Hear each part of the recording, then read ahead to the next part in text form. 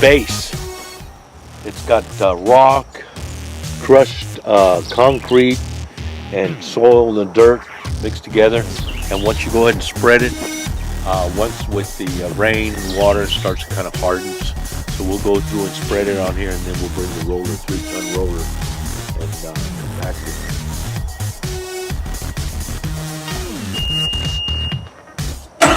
Pepe.